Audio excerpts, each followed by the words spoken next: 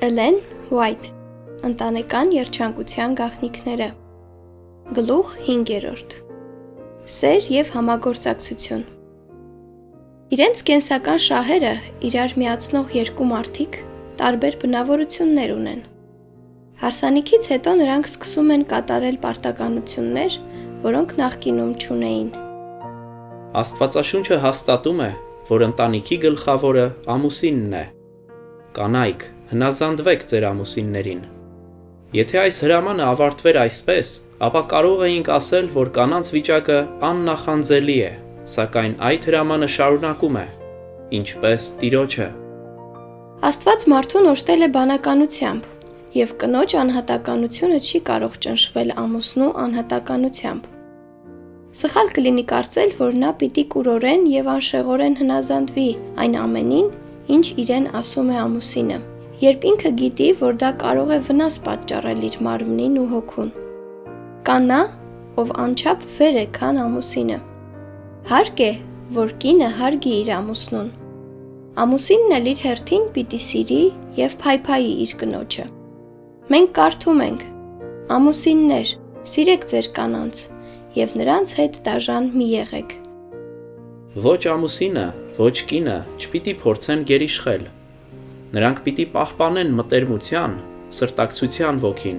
որոշելով երբեք չվշտացնել և չվիրավորել մյուսին։ Մի փորձեք ստիպել զույգ ընկերոջը անել ամեն ինչ այնպես, ինչպես դուք եք ուզում, և ենթարկվել ձեր ցանկություններին։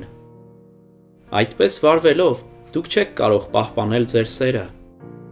Ինքնակամությունը խորտակում է ընտանիքի խաղաղությունն ու երջանկությունը։ Թող ձեր ամուսնական կյանքը զերծ լինի անվերջ հակամարտություններից։ Անխոհեմ վարվելով, դուք երկուսդ էլ դժբախտ կլինեք։ Եղեք բարի, համբերատար, զուսպ և ուշադիր։ Դրսևորեք ճկունություն։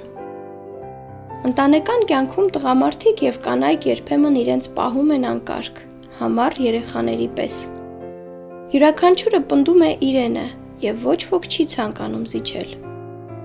Դա կարող է վերածվել մեծ ողբերգության։ Ամուսինները պետք է պատրաստ լինեն համաձայնել միմյանց մոտեցման կամ կարծիքի հետ։ Ընտանիքում երջանկություն չի լինի, քանի դեռ յուրաքանչյուրը կպնդի իրենը։ Ինչպես կարող են ամուսինն ու կինը իրենց ընտանեկան կյանքի կազմակերպման հարցում տարակարծիք լինել և միևնույն ժամանակ միմյանց հետ կապված լինել սիրո ամուր թելերով։ Նրանք պիտի միավորեն իրենց շահերն այն ամենում, ինչը վերաբերում է իրենց ընտանիքին։ Ընտանեկան օջախի ջերմությունը անգնահատելի հարստություն է։ Եթե մեկը սխալվում է, թող մյուսը համբերություն դրսևորի և չշրջվի դեմքի վիրավորված արտահայտությամբ։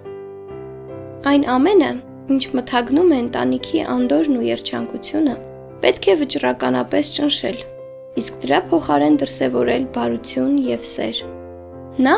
ով ունի քնքշանքի, համբերության և սիրո ոգի, ի վերջո կհայտնաբերի, որ այդ նույն ոգով իրեն են վերաբերվում։